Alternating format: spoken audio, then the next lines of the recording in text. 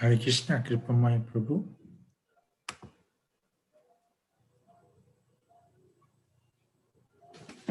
Hare Krishna, Hare Prabhu. Hey, hi, God. Govardhan Parvat ki jai and you ki jai. You're back at home. Yes, you see that? Yes, Yashoda yes. there. Home sweet home. All alone. All No, alone. Yashoda Damodar there. Yes. Yes, I have here Radha Madhav. We'll wait for a few more minutes. Sure, Prabhu. No problem. Whenever you tell me. I've done everything is ready. We are also live on YouTube. Okay. On the JPS International channel. I'll just check a couple more things. Can you give me a few minutes? We'll No start problem. to Prabhu, if that's okay. You tell me whenever you want to start, we'll start, Prabhu. Thank you.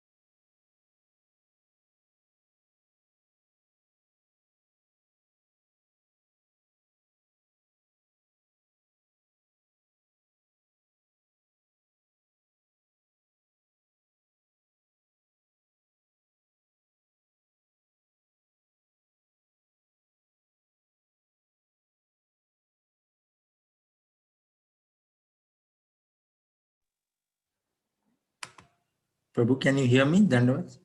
Yes.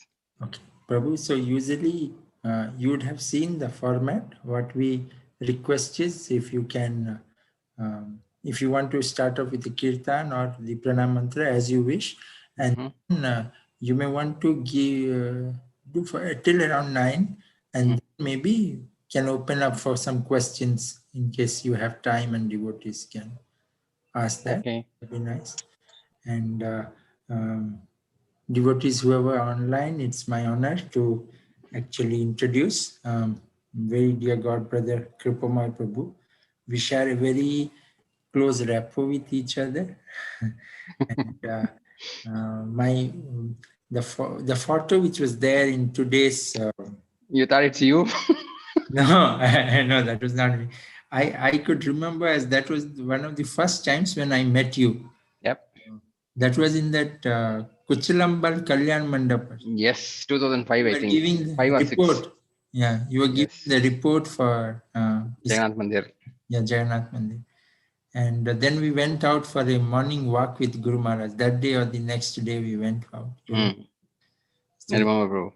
Yeah, so I think the common thread between all of us has been Guru Maharaj, and it's been so nice to see how you bring out innovativeness in serving Guru Maharaj. So we are very much looking forward to hearing you how Guru Maharaj knows each one of us, and he knows all of our heart.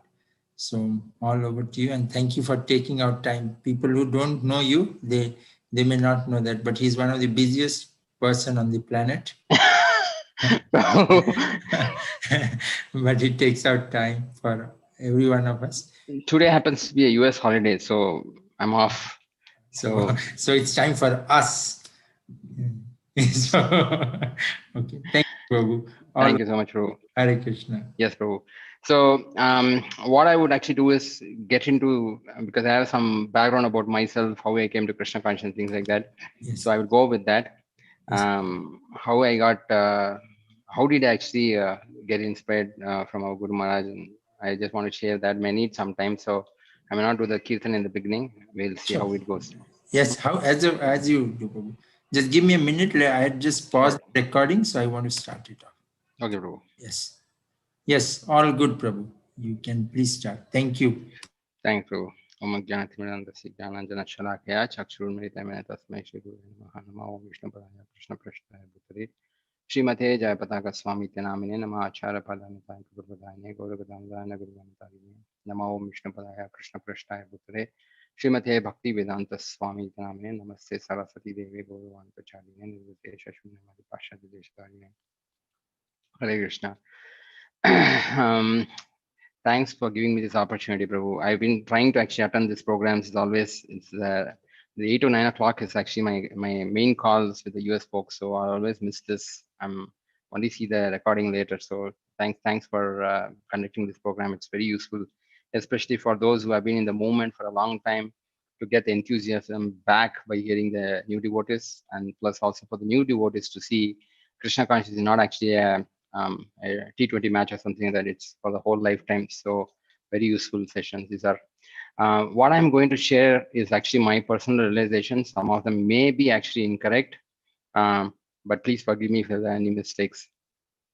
I came to Krishna consciousness in my engineering when I was doing my master's in engineering, and very quickly the Hare Krishna Hill devotees plus devotees like Vibhav Prabhu, Anukul Prabhu, Narahari Prabhu, Madhurasham Prabhu, all the leaders today, they trained us up very nicely. Very quickly, actually, I came to the stage of taking initiation maybe for 2 years. But like others, I was hesitating to commit and then take initiation. It was very difficult choice for me to actually take initiation. I was just stuck there for about 2-3 years. Unfortunately, that was the same time that the Ritvikism actually affected the whole Bangalore community. There was a very unfortunate situation that we went through. So many nice devotees actually left the movement and they deviated, and we went through a lot of struggle that time. It was like people sitting and not even reading books. It was very difficult. We didn't know what to do. I was fortunately actually protected by Bhaktivinoda Swami Maharaj. I went to Coimbatore and I stayed there, and then he personally actually uh, trained me and then somehow protected me from this getting affected by Ritvikism. And I had a lot of logical way to explain how the Ritvikas are actually better than us and things like that. Maharaj actually came and told me, listen, you lose a wonderful opportunity to identify a great Vaishnava and serve him. That's all he said. He didn't say this is correct or that is correct. I realized it's futile to actually prove whether the three guys are correct or we are correct and things like that. Logically, you cannot prove it. No point in doing this. Better to follow the senior Vaishnavas. I mentally prepared myself. I should take initiation, but still, our Guru Maharaj was not there in my mind. I was still trying out who is actually the best. I was a kind of this paralysis by analysis kind of fellow, and I'll go through a lot of analysis first, and then finally come to a paralysis state saying that I will not do this kind of person. So I analyzed a lot. If what I'm doing is correct or not, should I take initiation? Not. There's so many gurus, they're wonderful devotees. Why our Guru Maharaj? While most of the people who train me are all our god brothers, senior god brothers, but I was thinking like, they are taking it, why should I take like that? So everyone is giving very wonderful lectures, um, good instructions, guiding the devotees, but I still have to do the homework, right? So what is the guru going to give me? So that was my mentality. I still have to do my homework there, and there were no shortcuts to anything. You have to attend the Mangalarati, you have to do, hear the Bhagavatam class and chant the Hare Krishna mantra. What is the guru going to do? So what's in it for me? Why should I accept this person as my guru and things like that? I was analyzing this because that's actually the normal nature. Like you have the siksha, you have the pariksha, then diksha, and then siksha again. So that's a process that I had learned that time. So I was trying to do pariksha about different personalities, who are the best and things like that.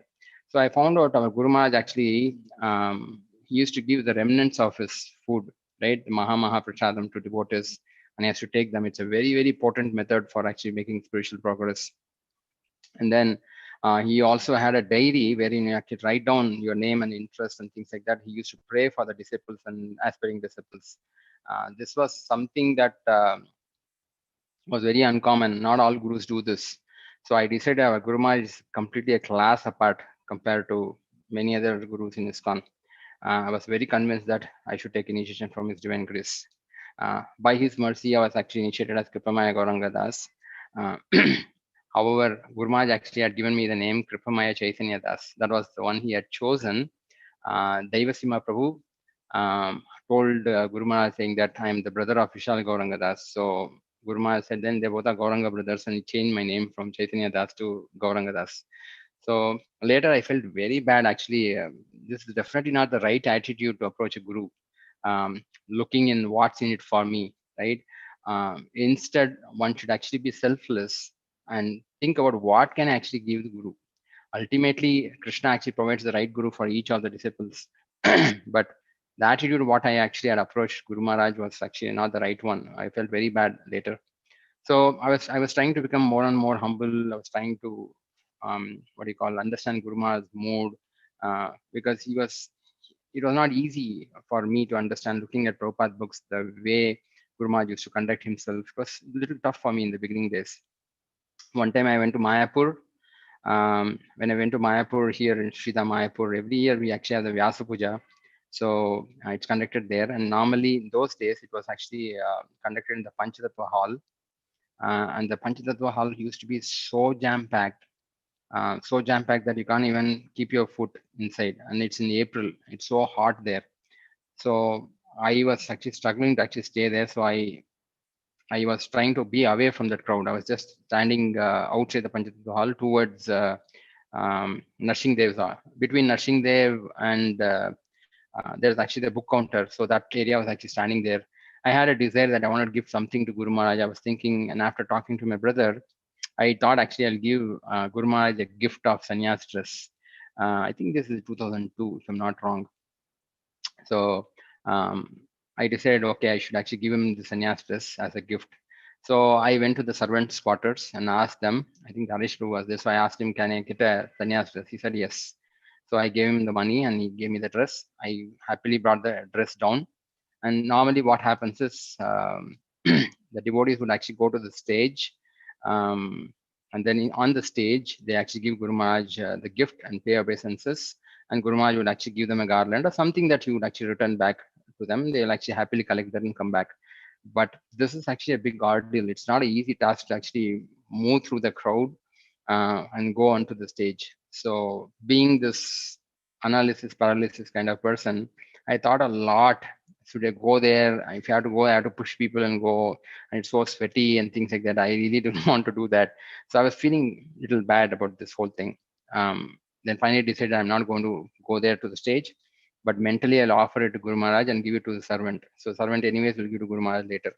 So I thought like that, but I felt bad. I went to Nursing Dev. I told Nursing that this is what I'm doing. I'm worthless. I'm useless like this. I wanted to give Guru Maharaj, but I'm not able to actually go and give him. I'm very sorry, Nursing Dev. This is what actually I'm able to do this time. And then I went to Srila Prabhupada and paid obeisances to Srila Prabhupada. And I told Srila Prabhupada, it's the same thing. I'm feeling bad, but I'm not able to do this. Please forgive me. And then I, with a kind of worry in my mind, I went behind Srila Prabhupada's altar. So in Mayapur, we have Radha Madhav, and right opposite to Radha Madhav is actually Srila Prabhupada's altar. And behind Srila Prabhupada's altar, there is a place where actually the Matajis and some Prabhus actually sit and make garlands for the deities every day. So I went and stood there because nobody would come there. And then I was hearing kirtan and it was not so much suffocating there. So I went and stood there. I was chanting my rounds, and I had the sannyasa dress inside my bag. I just was standing for some time. Normally, what Guru Maharaj does is on the Ekadashi day, which is his appearance day, he would actually offer some boga to Sri Radha Madhav on the altar, and then go back and again sit on the Vyasasan for the Guru Puja to happen. And then the Guru Puja happens. After that, we all go and take prasad in the afternoon. On that particular day, what really happened was after offering to Radha Madhav, Guru Maharaj came right behind Prabhupada's altar. He came from the other side, and suddenly the Matajis are actually, all of them are paying obeisances, and the Uluduni was going on. I said, what's happening here? Then I didn't expect that something would happen. And then I saw Guru Maharaj and immediately paid obeisances. Guru Maharaj came all the way there. And then when I actually stood up, he was standing there in front of me. And then Guru Maharaj asked me, what have you brought as gift? I was shocked. Actually, I didn't expect that Guru Maharaj will come and ask this. I didn't plan it because, as I said, I'm a person who will actually plan a lot. And then how will I behave in different situations? I'll plan. And this I have not planned. It was not in my plan. So he asked me, what have you brought as gift for me? So I blabbered something and I lifted the sannyas dress and say, Guru Maharaj, this Guru Maharaj stood in front of me, and then he saw me and said, okay, very nice. Come to the stage and give me. I said, okay. So he waited for a moment and then turned back at me and said, I know you won't come to the stage. I will take it here itself. Give me. So I gave him the dress. He took that dress and gave it to his servant, took one of his garlands and put it on me, and then went off. Then and there I realized actually Guru Maharaj is very, very directly connected with the Parampara and Krishna. Otherwise, how would he know that I was standing there and I brought this sannyas dress for him? I had told only Nashingdev and I had told only Prabhupada. I did not actually tell anybody else. So it was very difficult for me to understand what is happening here. So when so many devotees were there, still he understood what I am thinking and came all the way there, and then he took the gift from me, and it was a very emotional day for me. So I realized that this is going to be a very special moment for me. I still remember those days, what really happened there. Um, every year I used to go there. Next year also same thing happened. Similar kind of things happened. During the Vyasa Puja, the next day is actually the Dwadasi day where Guru Maharaj actually often offers a feast to Srila Prabhupada. And after the feast is actually done, because normally a feast means to be a grain feast. Since Guru Maharaj actually appeared on a Ekadashi day, um, he prefers to offer not chapan bhog, it's much more than that. Normally all the Matajis, everybody can cook actually on the day, and then they make one full pot of bhoga for Guru Maharaj, and Guru Maharaj will offer it to Prabhupada.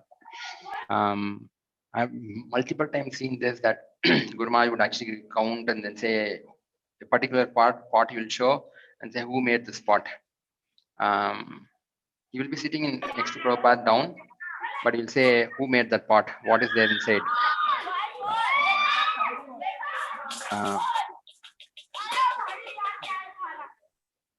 Yeah, so who would actually Sorry. yeah, no problem, bro. Who made that pot? And then he'll say there is no tulsi in that. He would say. I used to wonder, like, wow, how does he know that actually somebody has put a tulsi or anything like that? And sometimes he'll say, please remove this particular pot. It should not be offered to Prabhupada. And I used to wonder, like, how does he actually know all these things? I mean, then it was very clear that he's so tightly connected with the parampara. Unless the parampara, Krishna is actually guiding him, he would never be able to actually say all these things. So that particular day, what really happened, Sri Radha Madhav Arati was actually going on, and Guru Maharaj actually came there, and then along with that, the whole hall was packed, and Guru Maharaj left that place. He went actually back to the other stage, and the whole hall actually emptied. Nobody was there. About 5 or 6 devotees were standing for Radha Madhav Arati. Arati was still going on.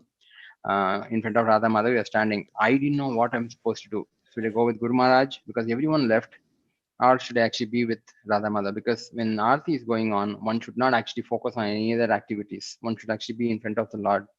Um, so because the Lord is giving the audience, so it's very disrespectful to actually go away in the middle unless there's an emergency. So I asked Guru Maharaj, there's a question answer session after the what do you call it, the day, during the day there'll be some question answer session. So I asked Guru Maharaj this question. Guru Maharaj, this really happened. What should I do? I mean, should I actually go along with the Guru for any other activity or stay for the Aarti? Guru Maharaj was very clear. Guru Maharaj said you should stay for the Aarti and follow the principles correctly. For those who are not trained in Krishna conscious philosophy, going behind the Guru is also okay. But if you know the Shastric principles, you should follow them strictly. That pleases the Acharyas. So that actually really clarified a lot of doubts for me. since Guru Maharaj does so many things, like eating ice cream sometimes outside, or goes for shopping, or something he does which actually normally not other gurus do it. He does it to actually attract new souls. We should not actually be imitating such things. We should strictly follow what Prabhupada has mentioned in his books. He is actually an acharya. He can do something which is very difficult. So I realized that that's actually Guru Maharaj's mood, and I was trying to actually tell devotees like, please follow this. Very important, because this pleases Guru Maharaj's mode. And if somebody actually is not philosophically inclined, such people going behind Guru Maharaj is still accepted.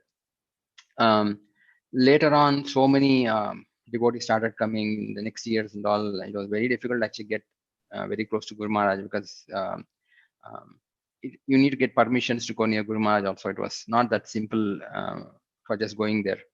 I started feeling only a few devotees would actually really get these kind of interactions with Guru Maharaj, either inviting Guru Maharaj home for lunch prasad, or these kind of interactions what I had. Not everyone will have like that. So because these are mystical stuff, because this will actually increase the faith in Guru definitely. But then this is not something that Prabhupada actually really taught that we should actually be looking forward to. So I was actually thinking, not every devotee of Guru Maharaj would actually, a disciple of Guru Maharaj would get these things. So they will feel they are hearing a lot of nice pastimes like this, but then they are not having these kind of interaction with Guru Maharaj. Then this actually took place. This particular thing happened in Bangalore, I think way back in mid 2000s. It was actually a darshan. It was a darshan time. Guru Maharaj actually had the Guru Puja done, and he was actually offering everyone a coconut laddu. So he started giving coconut laddu to each one of them, and one devotee, one initiated devotee also came, and he extended his hands. So we all took it, and then we used to actually take, and the Guru Maharaj used to put the laddu in his hands. He had a big tray. He was actually picking up from the tray and then giving it in the hand. So this devotee actually showed his hands like this, and then Guru Maharaj actually put the laddu on us, and suddenly he took it back. And when he took it back, we were all actually stunned. Why did he actually do that? Sometimes Guru Maharaj plays like that with somebody, but he was very grave this time. He took it back and he asked the devotee, promise me that you'll actually chant 16 rounds every day. I'll give you the laddu. So I was actually, I was stunned, and then that devotee also was stunned. He was actually couldn't say anything. He started crying and he said, yes, Guru Maharaj, I will do it. So Guru Maharaj asked him to meet him later. Come and meet me in the room. I want to talk to you. So that devotee, after meeting Guru Maharaj, he came and told us he was in so much of stress that he actually had stopped chanting Hare Krishna mantra. He had actually reduced his rounds for the last few months. Actually, he had actually reduced his rounds of chanting Hare Krishna. While he had promised 16 rounds, he was not chanting so much. So, but he did not tell this to anybody. But how did Guru Maharaj come to know about this? Then I realized that Guru Maharaj knows every disciple's heart, what actually they are, what condition they are in. He may not actually exhibit it, but he knows everything. We should understand that. You will actually hear a lot of these kind of interactions with other devotees also, but Guru Maharaj does it because he knows what's happening among his disciples. Of course, Krishna only would know everything, because there is actually a pastime with Srila Prabhupada. One of the devotee actually asked Srila Prabhupada, does the Guru know everything? And Srila Prabhupada said, no, only Krishna would know everything. Guru will know everything, whatever Krishna wants him to know. Only Krishna. Right? Yeah, so that's actually that's the mentality of a Guru Maharaj really have. So other aspect about how Guru Maharaj, I mean, I've been my relationship with Guru Maharaj I've been seeing is reading Srila Prabhupada's books and books about Srila Prabhupada, mode of Srila Prabhupada. You can understand that his mission is twofold when it comes to preaching. First one, he wanted all the educated, intelligent devotees to become perfect gentlemen and ladies and be leaders in the society. He wanted that kind of he had a desire of that kind. And the second thing is that he wanted the whole world, even unqualified people, to chant Hare Krishna and go back to Godhead. Even though they are not able to chant also, they should go back. That kind of desire actually Prabhupada has. There are many devotees who actually really work, many gurus and many stalwart devotees actually work sincerely in fulfilling the first desire to make someone a very exalted, trained leader. right? But hardly anybody, maybe very few. Our Guru Maharaj is the main person actually who thinks about how do he deliver the entire world. It always thinks like that. He doesn't think very small. He thinks very big actually. He has that kind of a mindset actually. So that's the reason I started understanding that we have to actually help Guru Maharaj in that way, so we can actually train some of the devotees who may not be actually really getting that kind of interaction with Guru Maharaj. So I was wondering, how can a guru really accept so many disciples? I mean, if the whole world become disciples, I mean, devotees, someone has to accept them. How is it possible? I was just thinking. Uh, when I was actually reading one time, actually understood that if one is empowered, then it's possible. It's just like if someone is actually lifting a sack of rice, right, rice bags, and then shifting it, is lifting it, and if he actually keeps it with himself, then there's a limitation, how much ever he can carry. But if actually the person lifts that rice sack and and gives it to somebody above him, right, then there is unlimited possibilities.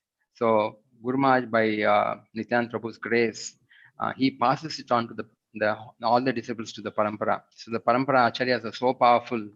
Each one can actually deliver the universe. They are very, very powerful. So Guru Maharaj is so tightly connected with all the what do you call previous acharyas that he can really pass it on to them very easily. So even if you actually accept the whole world as disciples, I don't think actually it's surprising to me at all. So that's the mood that he thinks about. How do I actually deliver everyone? Um, um, so that actually shows, I mean, in the sense, like I always think that Guru Maharaj actually knows everything. Although he actually behaves as if he is trying to learn from us, he knows everything. There are many what do you call episodes that I have seen in my life. A couple of things I can actually share, apart from what actually I've seen here. These all actually happened in front of me. Some of these things actually happened when I was in Atlanta. I just want to actually share a couple of those incidents which really happened, which made me realize that Guru Maharaj actually knows everyone, even though we may not actually really think that he knows me. Sometimes the devotees actually say that Guru Maharaj never interacted with me. How would he actually know me? No, he knows us very well. That's actually a fact. This happened in Atlanta. One very young Mataji who was initiated by Guru Maharaj was cooking in the kitchen, and Guru Maharaj was in another room taking prasadam, and myself and one more devotee were actually serving him. So we used to go to the kitchen, get what do you call the chapatis, and chapatis had to be really puffed up, and then one drop of ghee has to be there, otherwise you'll just take it and keep it aside. So we have to run from there as soon as it's hot, and then he keeps it, and Guru Maharaj will do like this, and the the the smoke has to actually come out. The what do you call, the steam has to come out. Sorry, the steam has to come out, and then only eat. Um, so when Guru Maharaj was actually eating like this, suddenly he stopped eating, and we were wondering what is happening. So he actually he didn't wash anything because he had just started eating the chapati. He just left it like that, and without that, actually got up, went into the kitchen. So we are wondering what really happened. So when we went into the kitchen, there was actually the fridge was there. He went in front of the fridge and then stood. The fridge was actually open. The refrigerator was actually open. It's a big refrigerator, and there was a girl actually who was inside the fridge, and not inside the fridge, sorry, standing in front of the fridge but looking inside the fridge. So all of us were there, and then she realized that actually many people are there in the kitchen, and she actually closed the fridge door and turned around. When she turned around, she was crying, and Gurmai asked her, why was she crying? Why are you crying? He asked her. So before she was still sobbing a little bit, and before she actually answered, her husband was actually a Bengali. He came and then said, Gurmaj, he spoke in Bengali. He said, Gurmaj, she wanted rice for her food, and I told her, I will give you whatever Gurmaj eats. So I cooked for you, Gurmaj. So I told her, you please eat chapatis because Gurmaj eats it, and it's not nice for us to be having a sense gratification life. We should just simply take whatever Guru takes. So that was his mindset. And he said, I told her, you cannot eat anything else apart from what I give you. And I gave her chapati, and she doesn't want to eat. So Guru Maharaj called her husband here and spoke in Bengali again to him. He said, why was he actually doing like this? He should not be doing like this. And this devotee was saying, no, I don't want to actually have sense gratification, Guru Maharaj. I want to dedicate my life to you. And he was telling like this. And Guru Maharaj actually saw all of us and then smiled. And then he told a story. He said, there was once a cow, which was from a village. And the coward actually sold this cow to a rich man in the city. Um, so the rich man actually took the cow to his city, and he was feeding it food. And this cow was actually not eating anything. It was becoming very weak and not very attractive. So this rich man was wondering what is happening to this cow. And Guruma was still standing. He was not eating anything. He was still standing and explaining this. Guruma was telling the story, and he said, so this rich man actually called up the coward, and I said, like, the cow you have sold, it's actually not eating anything. So the coward man actually went to the city and then saw the cow and then observed that what is that they actually offering him the cow to eat. In the city, there was no green grass as such. It's not available so much. So they were actually giving him hay, giving her hay. So the cow was supposed to eat the hay, and the cow did not like the hay because it's very dry. The cow grew up in the village eating green grass, juicy green grass. So suddenly giving the cow hay was not actually working. So the coward man told the rich man saying that offer the cow some good fresh green grass, she will eat. So the rich man accepted that. He offered and he started eating and became very happy. So Guru Maharaj turned around all of us and with a big smile, he said, this girl is actually a village queen. And you have actually, you have brought her to this Atlanta, which is actually a very materialistic place. And you are actually giving her all chapatis, dry chapatis. She wants rice, means you give her rice. And we all started laughing like anything. We couldn't control so much that how did Guru Maharaj actually correlate all these things together on the spot there? And then, and Guru Maharaj, when we all laughed, he also laughed a little bit and then gave a huge grin. We said, Guru Maharaj, please have prasadam. And the girl was also laughing like anything. And then the next day in the Srimad Bhagavatam class, he asked the girl, are you getting rice in the morning? So the girl said, yes, Guru Maharaj, I'm getting. And the husband was actually with a frown in his face. He said, yes, Guru Maharaj, I'm actually feeding her rice. Said, and he also said that she seems to be very happy after you actually spoke to her. So only few of us knew what really happened there because we are there in that instance. The Srimad Bhagavatam class, nobody else knew that, but it was a very, very wonderful situation that we faced. We saw such a thing actually happening. That Guru Maharaj was very personal, and he knew the person's heart. The person did not pray to Guru Maharaj. She was his disciple. But she was going through some kind of a difficulty, and then she needed this kind of consolation that she feels comfortable in continuing devotional service. So these instances actually made my heart very strong, saying that yes, it's very, very clear that Guru Maharaj knows all these disciples very well. We may not actually expect that, but he knows these people and the disciple very well. One more pastime that actually happened in Atlanta again. This was more like a instruction for all of us. This was basically there was a senior Mataji who was actually from Mexico. She came to complain to Guru Maharaj. Whenever somebody comes to complain to Guru Maharaj, it becomes very grave. So Guru Maharaj became like very strict. She not joking, was not smiling. She said, Guru Maharaj, I'm always being criticized. Whatever I do, I get criticized. I don't feel happy at all in Krishna consciousness because Krishna consciousness is supposed to be make a person happy, but I am not actually happy at all. I'm always getting criticized. So how will I be happy? So Guru Maharaj asked her, I understand. Tell me, is the temple president actually criticizing you? She said no. So is the Bhakti Viksha leader actually criticizing you? I said no. So he went on asking one by one, is any Mataji actually having a quarrel and criticizing you? Is that what happening? She said no. So she kept on saying no, and Guru Maharaj actually looked at her and smiled. We also actually understood what is happening. So who else is criticizing you? And apparently this Mataji was a Mexican and she actually had an Indian husband. She said, my husband criticizes me always. And all of us are silently laughing. We didn't open up because Guru Maharaj was very grave and we didn't want to actually say anything. So we were just silently laughing like, oh, again, that kind of a problem. Okay. So Guru Maharaj very gravely kept quiet for some time. And then that lady actually calmed down after actually opening her heart and said, so only one person is criticizing you? He asked. Um, then without actually even response, expecting a response, he said, for you, only one person, for me, so many people criticize. Whatever I do, there'll be some people who criticize my activities. But we should understand that we should never forget the mission of Srila Prabhupada.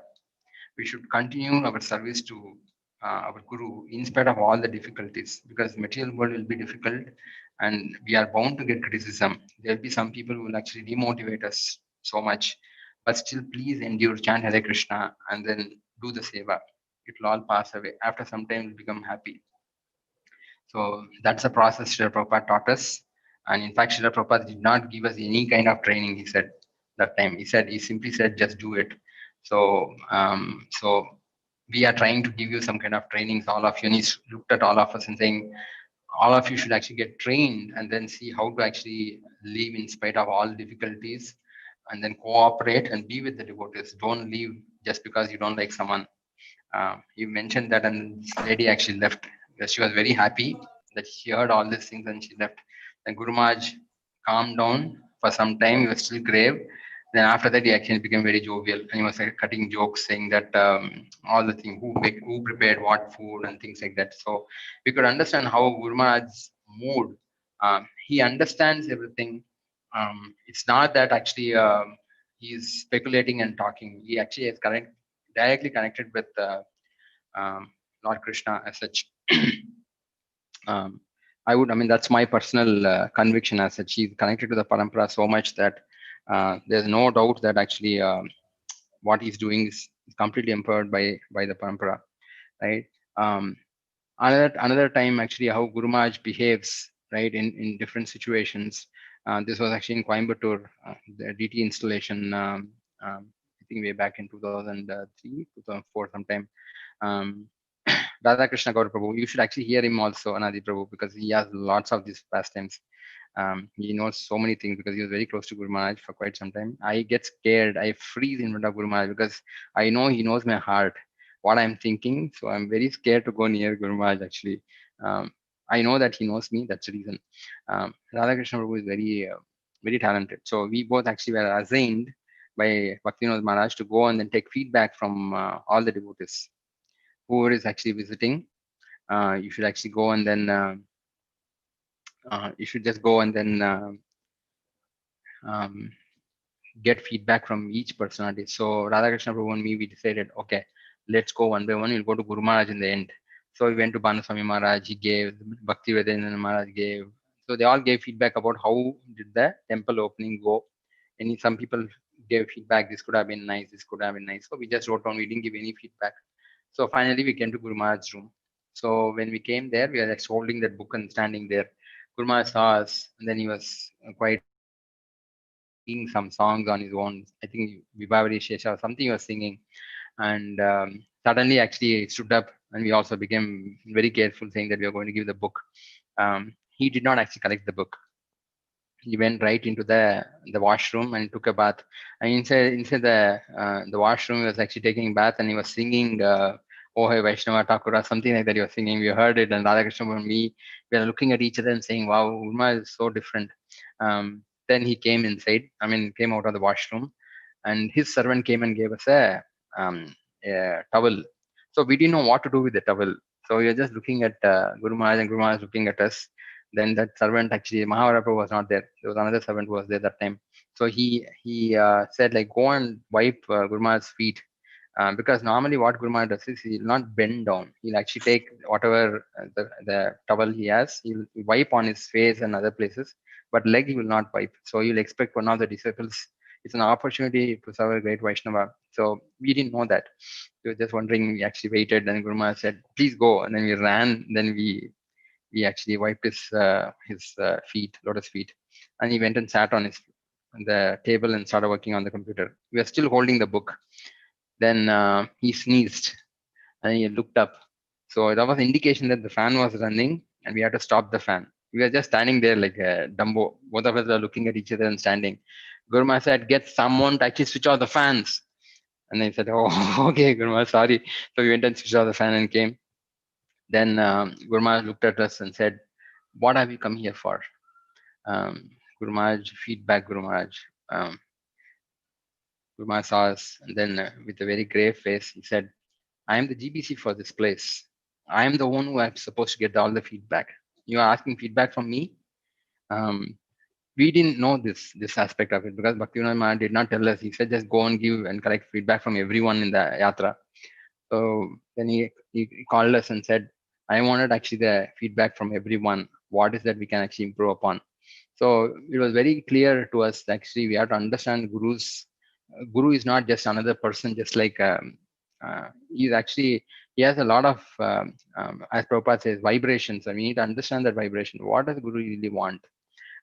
What is Guru's mentality? And if we can try to understand that and serve Guru, then success in spiritual life is actually really guaranteed, right?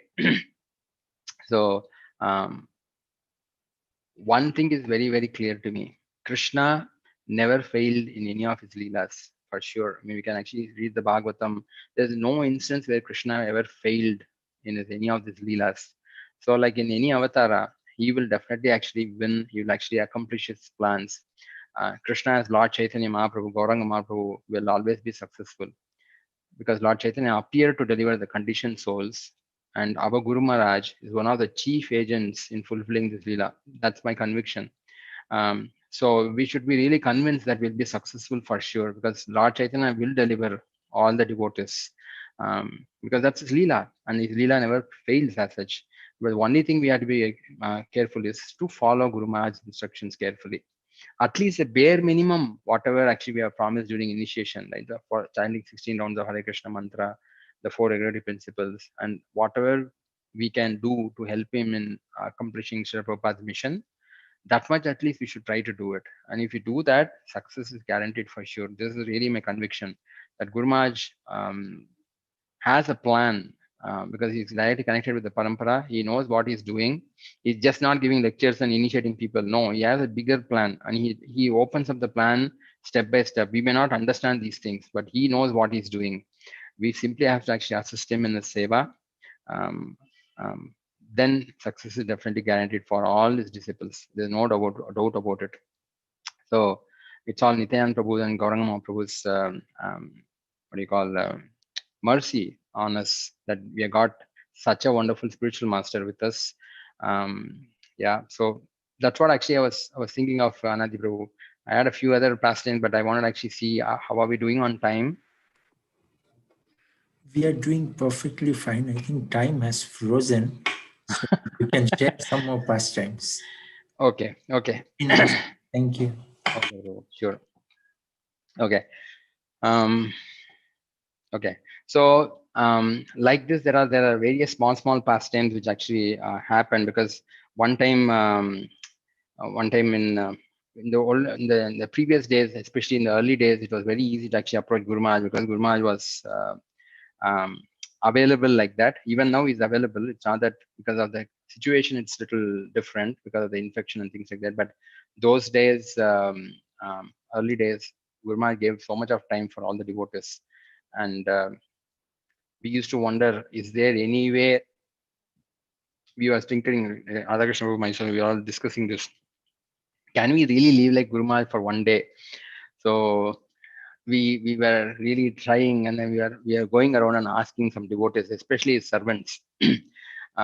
Whenever Guru Maharaj actually gives classes, the servants become very, very happy. So one time in Chennai Rath Yatra, we actually approached Guru Maharaj's servant and asking, Prabhu, what is Guru Maharaj's schedule? How do we actually really live like him? Because you're supposed to follow him, his footsteps. So he was actually half asleep there. He said, like, we will discuss after the Bhagavatam class. I said, no, Prabhu, after the Bhagavatam class, it's tough to get you people to talk to us. That's exactly what is the situation, because whenever actually Guru Maharaj gets chance to speak, the disciples actually, especially servants, becomes very relaxed because you will not disturb them. You will keep talking.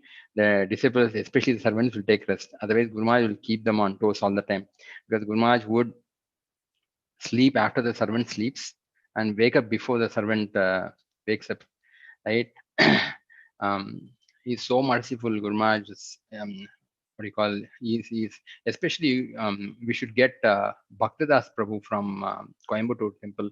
He is actually one of the senior devotees from 1976, 77 times. So he got initiated in the first, second batch of when Guru Maharaj started giving initiation. He has so much of nectar. He knows so many things about how Guru Maharaj used to actually be in the early days.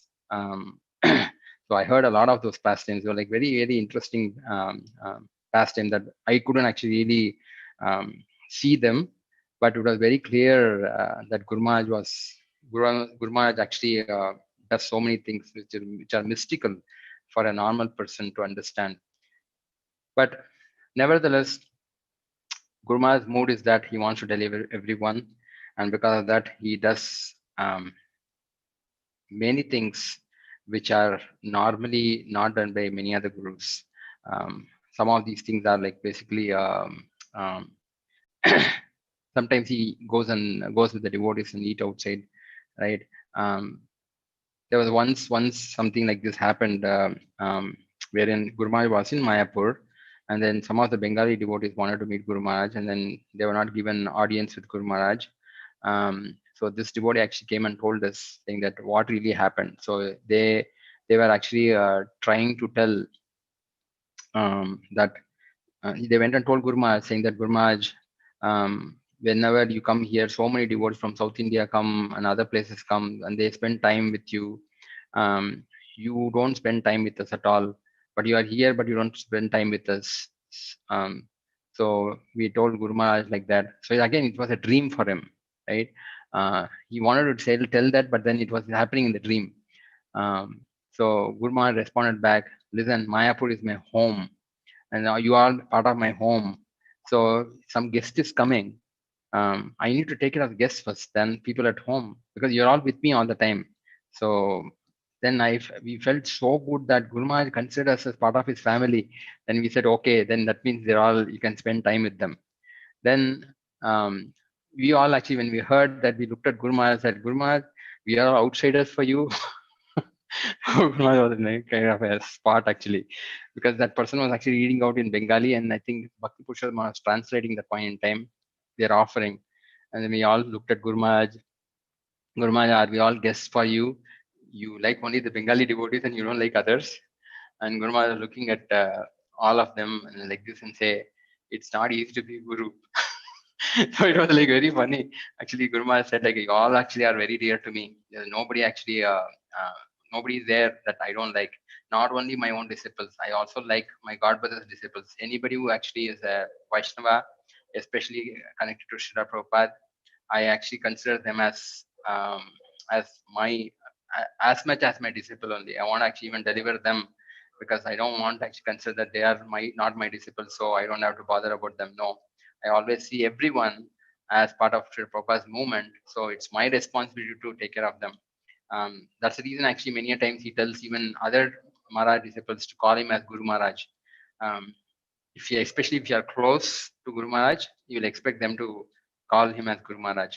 So that was actually one of the instances I saw how Guru Maharaj actually is thinking very big. I mean, it's not like a very, very siloed, focused way saying that, okay, this is my disciples, I am going to take care of my disciples, I have to deliver them. No, Guru Maharaj thinks about in a very big picture, saying that, okay, even my God brothers' disciples actually are part of Prabhupada's movement, and it's my responsibility to do whatever is necessary to keep them motivated in Krishna consciousness, and then not drop away, right? That was one instance that I actually saw which was happening. Then there is a couple of other things that I actually saw. One time actually Guru Maharaj gave me I'm actually very fortunate to actually do massage for Guru Maharaj. Devasima Prabhu and myself actually we got a chance to actually massage Guru Maharaj's feet in Ankul Prabhu's house. We are very, very happy, or because of their mercy, many devotees actually were very merciful. Because of that, we got this opportunity. So we got a chance to massage, and Devasima Prabhu actually was expert in actually massaging Guru Maharaj's lotus feet. And I was looking at him and trying to do that. And Guru Maharaj started kicking me. He was kicking only my side of foot. The other foot was actually fine. And Devasima Prabhu was doing. And then Guru Maharaj actually called out, "Who's the other person who's sitting down?" Because I was actually sitting under the table. Guru Maharaj was actually having prasadam. All the senior devotees were actually talking to him and then discussing something. We both were not bothered. We felt actually we got the treasure of our life. We had the lotus feet. I was actually massaging. Unfortunately, what I was doing is I was actually massaging is the soul. I was putting pressure there, and he was getting tickling feeling. So he was actually kicking. I didn't know that I was there. I've never massaged anybody's feet. So Guru Maharaj kicked, and then he saw down and said, "Guru Maharaj, Hare Krishna." He said, "Take him out." He said, "Take him away because he's tickling. I'm not able to sit here and talk to all of you." I said, "Sorry, Guru Maharaj, I won't do that again." By that time, I was actually out. I was asked to go out, and the Devis Maharaj said, "Okay, this happens. Sometimes actually devotees do that." But it's interesting to see. Sometimes we get the seva to do serve the Guru, but if you are not qualified, we may not actually be able to fulfill that.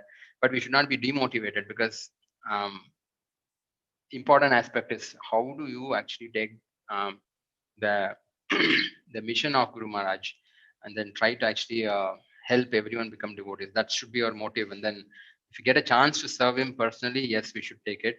But we should not be disappointed that I did not get a chance. So I'm actually a low class devotee, or I'm a left out devotee. Don't feel like that. Never ever feel like that. That's my conviction, that Guru Maharaj actually is very dear to everyone, and he actually knows each one of them. And yeah, that's what actually I wanted to say, Prabhu. Anadi Prabhu. Anybody has questions?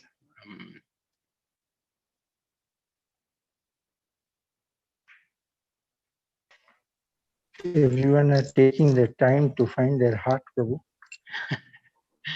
Yeah, so yeah, there are many other small things I have heard, because I remember, because my brother used to actually be very close to Guru Maharaj, and he will treat Guru Maharaj like a father. Well, you should actually ask him. He can actually talk more on this. But then one instance I remember, which was very funny. One time Guru Maharaj actually has a lot of cold, and he was actually not able to breathe properly. It was in Bangalore. My brother actually took a piece of paper and made a rocket. No, that's sharp one. He made a rocket and said, "Guru Maharaj, please take this and put it inside your nose." And then you're looking at around everyone. What is he trying to do? He said, "Put it, Guru Maharaj, then you will know what it is."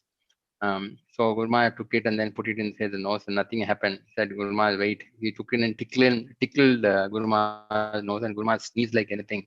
3 or 4 times he started sneezing, and then he was actually very relaxed. He said, "This is what actually Guru Maharaj I wanted to do, so that you'll feel comfortable." So he's like that, very close, very close to Guru Maharaj, like that. So many devotees are like that. They actually consider Guru Maharaj like more like his father.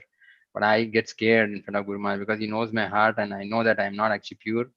So it's very scary. I freeze in front of Guru Maharaj. Yeah.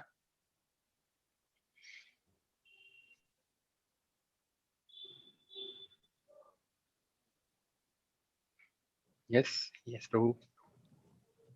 Anandi Prabhu. Devotees, please ask question. And like Prabhu said, you will have the chance to hear from the other Gauranga brother. He's coming next week. Oh, seriously, you will have lots actually. Yeah. So Kripa Prabhu, he's like leading the way now, and next week we'll hear more from Vishal Gauranga Prabhu. Yeah, he and Amala Manjari Mataji, both of them they have a lot of personal association with Guru Maharaj. So you should Mataji actually is hear him. not giving her mercy. I know. They don't. Prabhu has kindly agreed. So. Sure. Yes. So Sanatan Nitai Gaur Prabhu actually asked me a question. Does Guru Maharaj become angry with disciples? Guru Maharaj becomes angry with disciples, yes, especially if they're very close to him.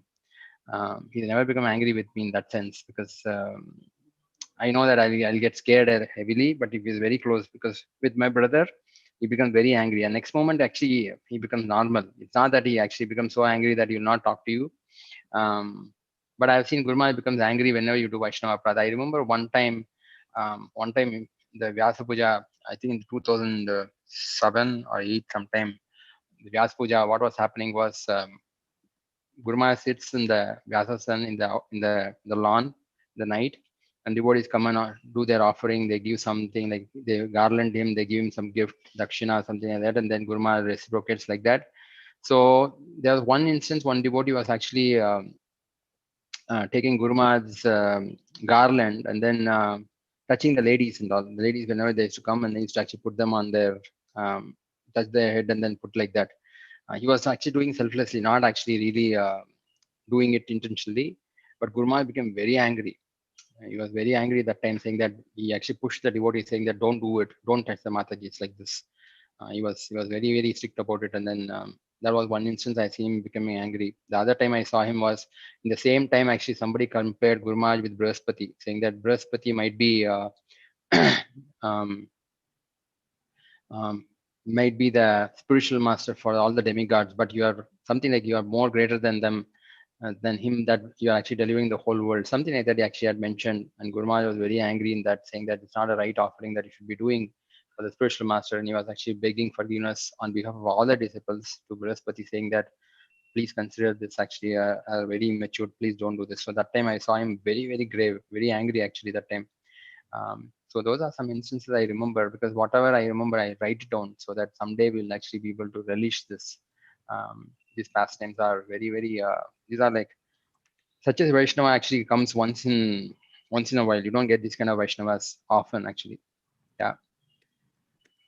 Hope that helps, Prabhu. Yes, Um, thank you. okay. Um, Hare Krishna Prabhu. Hare Krishna. Danvat Pranam Prabhuji. Hare Danvat Krishna. Pranam. Prabhuji, thank you. Thanks a lot. I'm very new disciple of Guru Maharaj. Just 6 months before, on the day of Radha Ashtami, Guru Maharaj mercifully he accepted me as his disciple and gave a place on his lotus feet. And really feel it is during this pandemic, obviously there's no moment we cannot go and meet him also. It's so we sometimes I feel that I'm so unfortunate, but yes, listening to your experience, Prabhuji, you have somehow, I think so. Today I feel that yes, you said that don't think that you are left out. Guru Maharaj always consider all his disciple as one, even his own god brother disciple as one. So that really gave me some satisfaction. And yes, I fully agree to my experience of 6 months, Prabhuji. I'm too new. That Guru Maharaj is really very merciful. There are two reasons. One is I sometimes feel that okay, I was attending his classes, and then my name was suggested, and finally, how he doesn't know me, right? He doesn't know me also, but he was ready to take all the responsibilities of my life. So you very rightly said, such people are very rare, and only they come only once maybe in a millennium or something. So I really feel that yes, we are lucky. I'm also one of those lucky people Guru Maharaj has accepted. And with you all the experience sharing, that motivates us, though all of us, the new devotees, that to follow the path of Guru Maharaj. And you very rightly said that at least what you have committed to Guru Maharaj. And I don't know whether your lecture was a telepathy with me or not. In the evening, I was talking to one of my colleague in my office while driving back to my home. I said that at least whether I do anything or not, but at least I try that whatever I have given commitment to Guru Maharaj, that the four basic principles I'll follow the rules, and 16 rounds of chanting, and somehow take some step in taking the Prabhupada's mission, which Guru Maharaj is also following, to help him somehow. Like one of those I really love. I don't know whether I'm taking some more time. If I'm taking much time, I'm sorry. But one thing I always feel that, and I have brought in my habit that whenever I have to gift anything to anyone, maybe even in a marriage, maybe even in a birthday, or maybe even in a housewarming function. So maybe materialistic gift if it is necessary on the being in this world, but I've at least I will gift one Bhagavad Gita. So whatever gift I give to anybody, that is that gift will have one Bhagavad Gita. So that I'm following since last few years I was following, but since last 6 months, from August, the day Guru Maharaj. So I thought at least I can do this, help Guru Maharaj in this mission. At least you give. So this is how. So I'm thankful to you, Prabhuji, and I'm thankful to all that you all organize, and every week, and we all new devotees feel so motivated, and you all help us to be on the path of our journey. So thank you, thanks a lot, Prabhuji. Danvat pranam to you, and thanks a lot from core of my heart. Thank you, Hare Prabhuji. Krishna. Hare Krishna. Hari Krishna. Yes, Prabhu. Another, I have a couple of more questions here. The questions which is coming from Aditya Prabhu. That thank you for your wonderful nectar, Prabhuji. How should younger disciples and aspiring disciples relish the taste of Vapu Seva of Guru Maharaj? Yeah, Vani Seva is actually can be done anytime, but Vapu Seva, definitely when Guru Maharaj is around, is what actually we can do. We should aspire for that all the time. If you don't get it sometime, we should understand that we may not really need it at that point in time, because everything is actually done by the Lord. The Lord really knows that, okay, such and such a person really need this kind of experience. Only then that person can actually continue in Krishna consciousness. But actually speaking, when you actually are doing preaching, Guru Maharaj told us one time, when you're actually doing preaching and then increasing the number of devotees by Bhakti Viksha or any other preaching, it's actually his personal service. It's just that you're not able to see him, but he's there, right there, actually looking at us all the time, saying, what are we actually doing to increase the number of devotees? So that's, if you actually pick up one service, and then try to perfect that service in service of Guru Maharaj, that will actually please him a lot. Especially the preaching aspect of it. I said the second goal, like making the whole world devotees. Thinking big is something that he is always doing, and some of his disciples are actually exceptionally good in that. Yeah, that's the easiest way. And whenever Guru Maharaj comes around, volunteer for service and try to do some service. Looking and asking his servants, they'll actually give you some service. So that's how we can really do. But don't actually expect some nectar to come out of it and things like that, because that's actually not the right mode. I still even repent today that I approached Guru Maharaj with the what's in it for me kind of a mindset. And I feel bad that I did that. But don't go with that kind of expectation that something mystic will happen. Definitely it will happen. Your heart will get transformed, especially when you get Mahaprasadam. Please take it. You don't even think about whether it's nice or not nice. Just eat it, because I've done this a couple of times. Your hair will stand on end. I'm telling you, you'll not be able to take that kind of um, ecstasy that he actually is always having all the time. Yeah, yeah, like that. So many devotees have done this, so that's the reason they're like that.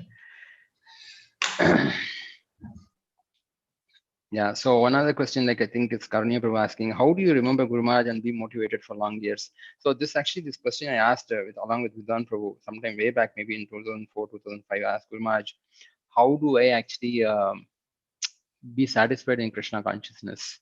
Guru Maharaj said, any activity you do in service of the Lord, after completing that activity, if you're going to give a lecture, after the lecture is done, whatever is the result, you feel like, offer it back to me. Remember me and offer it back to me.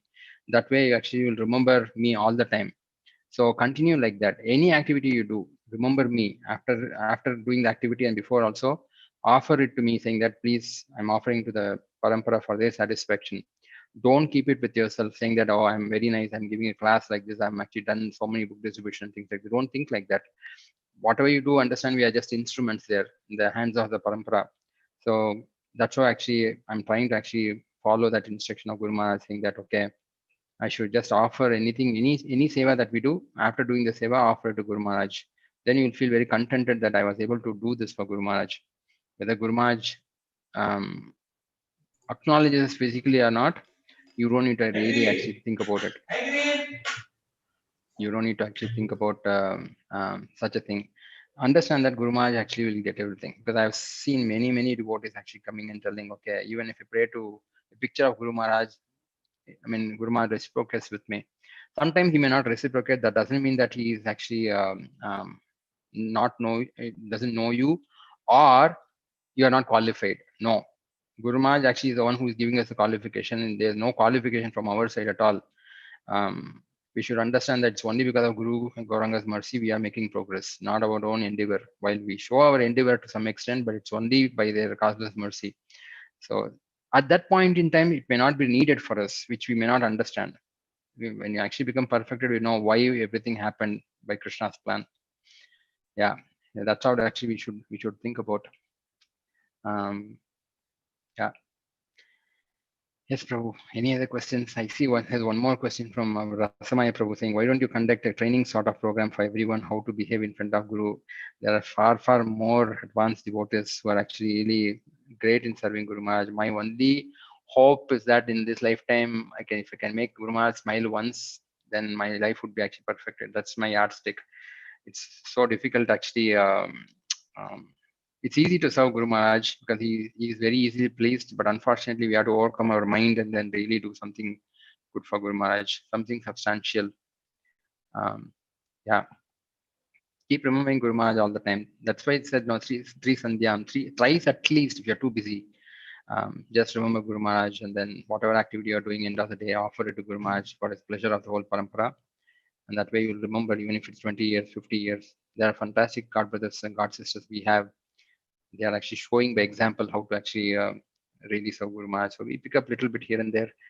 Maybe it will take multiple lifetimes for us to really get perfected, but it's definitely possible.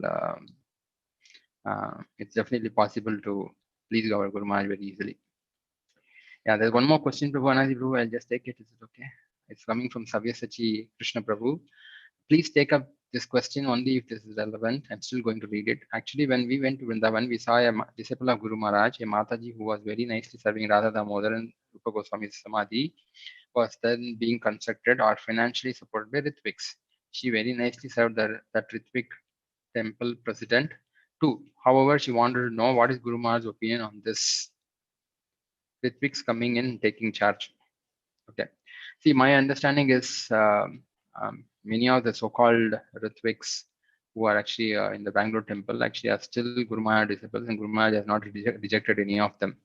I was not there in the room, but then some of the senior devotees told me this, that Guru Maharaj actually asked the devotees, what do you all think? They were all telling, okay, no, Guru Maharaj, you should reject them, such a person and all.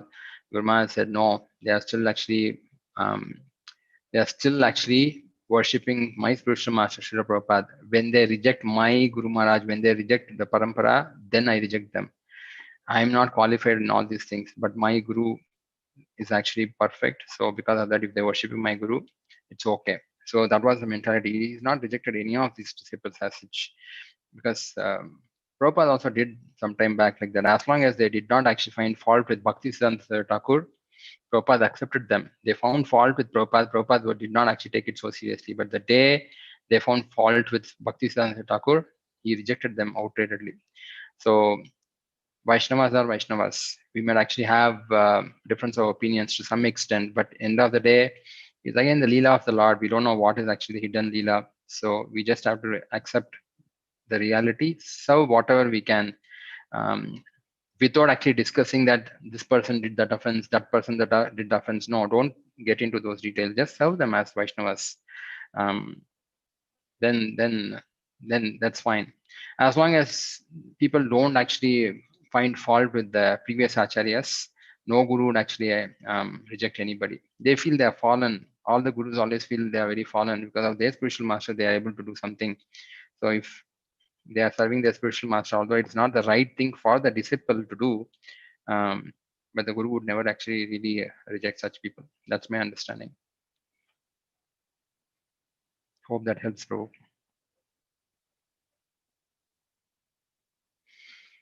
Yeah, Anandi Prabhu, I think it's 9, 5, 9, 10.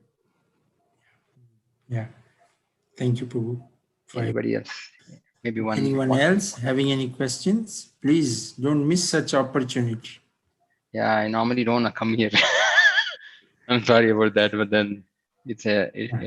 You really get something very nice for us to become more dearer to Guru Maharaj. Yeah. Guru Maharaj actually gave us instruction about the matrimonial in 2001. I want to actually share that because I don't think anybody else would really know this aspect.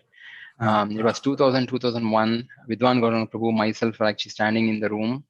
Guru Maharaj said, in the future, matchmaking is not going to happen on personal basis. It will be on websites. This he told us in 2000, 2001, 98, 99, I think 99, that time he actually mentioned to us, and we didn't take it seriously. Later on, somehow Sadashivan Prabhu actually brought up the idea we should actually start Vivaha Mitra. We said, okay, I said I volunteered, I will do it for you. So we did that. And Guru Maharaj actually said, you should charge money, you should do this way. He gave us so much of instructions. And after they saying all those things, Guru Maharaj told us one very, very nice thing. He said, as matchmakers, you should only catch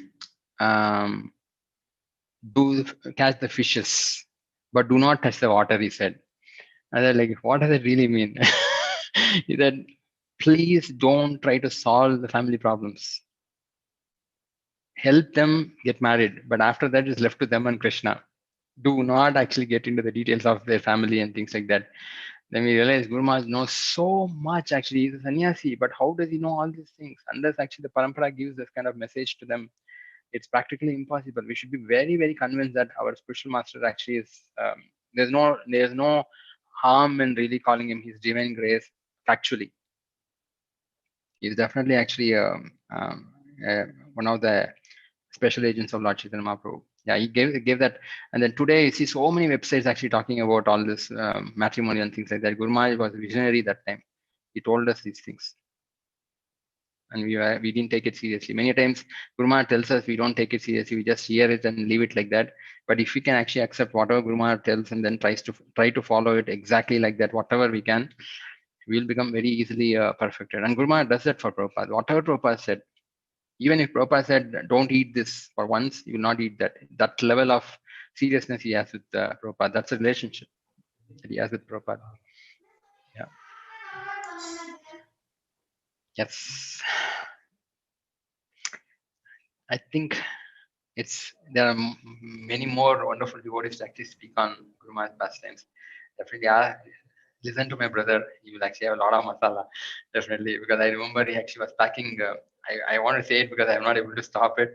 One time, actually, Guru Maharaj asked him to pack his bags. He was actually traveling abroad. He asked him to pack his bags, and my brother said he was packing everything. He said, "Is this how you pack?" That is not the way to pack bags. Actually, I need to know what is their way exactly. I need to know exactly. Put it there, put it here. He exactly told how to pack the bags. And when my brother packed, there were so many things which were not going inside. And when Guru Maharaj told him how to do it, there were so many things. Everything was actually inside the bag.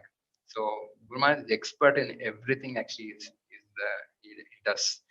There's nothing that actually is not expert in. Many of us actually are good in some things, but not good in everything. But Guru Maharaj, frankly, is expert in everything.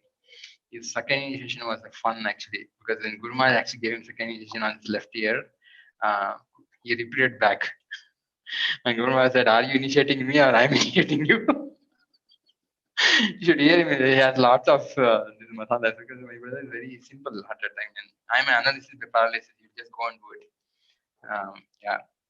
Thank you for giving me this opportunity. I feel so homely with all the devotees. Thank you so much. Hare Krishna. Thank you, Prabhu, for taking out time, and hope US has more holidays on Thursdays. And Yes. we get your association. It's always nice to hear from you. There are many more. I'm not able to remember. I have to recollect. I have to check the diary and see if there's something. Maybe you open up your diary and then we can catch up for one more Thursday. Sometime, Prabhu. Yes, definitely. Thank you so much, Prabhu. Thank you, Prabhu. Hare Krishna. Jai. And devotees, please don't forget, same time next week, 8 p.m. we have the other Gauranga brother, Vishal Gauranga Prabhu, joining us. So that'll be the last throwback Thursday for the year. So you can actually join us and cherish the pastimes and take the mood how we should go to 2021. And Anand Vihari Prabhu said tomorrow is Gita Jayanti, so don't forget to distribute more Bhagavad Gita in Guru Maharaj's names. Hare Krishna. See you all again next you. Hare Thursday. Krishna. Introvert Thursday. Guru Maharaj ki. Jai. Jai. Actually, just to Anadi tell you all, Prabhu, we are very thankful to you that you are helping us, though in this pandemic situation. We are really very thankful to you, Prabhu. Please accept our Danvat Pranam and obeisances on the lotus feet from Dandavat from Pranam. us, all new devotees. Please, and we all are very grateful to you, Prabhu. All glories to Guru Maharaj. Actually, we will be having Guru Maharaj wants this JSS to be a different body altogether. He gave us a blueprint of how it should be. We had a meeting weeks back. So we'll have a presentation on that on one of the Thursdays when the lead Jagannath Kirtan and the Prabhu will join us. So we'll keep you all posted. It's really nice what Guru Maharaj's vision is about how to care for all the disciples. So till then, we'll keep joining in this JSS meet. He wants more things to do. Guru Maharaj, as Kripamoya Prabhu said, is a visionary. He is thinking well ahead of what is going to happen. Thank you again for joining, every one of you. Hare Krishna. Vanchakalpatarubhyascha kripa sindhubhyo patitanam pavanebhyo Vaishnavebhyo Antikoti Vaishnavinda ki jai. I have many senior God brothers today with us. We have Sugati Krishna Prabhu. Thank you, Prabhu, for joining. So nice to see you. And in the class, Hare Krishna Prabhu. Hare Krishna Prabhu. Hare Krishna. Hare Krishna Mataji. Hare Krishna Prabhu. हरे कृष्णा प्रभु जी दंडवत प्रणाम Dandavat Pranam. हरे कृष्ण प्रभु जी धन्यवाद प्रणाम Hare Krishna Prabhu. Hare Krishna Prabhuji. That was for you, not for me. You don't put me. It's all for you. I am just. Hare Krishna Prabhuji. Hare Krishna. Krishna. Hare Krishna. Hare Krishna Prabhuji. Hare Hare Hare Krishna. Krishna. Hare Krishna Prabhuji. Hare Krishna. Hare Krishna Prabhuji, Hare Krishna Dandavat Pranam. Prabhuji. Hare Krishna Prabhuji. Hare Krishna Prabhuji. Hare Krishna Prabhuji. Hare Krishna. Hare Krishna Prabhuji. Hare Krishna Prabhu. Anadi Prabhu, I think you should close. Hare Krishna Prabhuji. You're muted. With your permission, I'll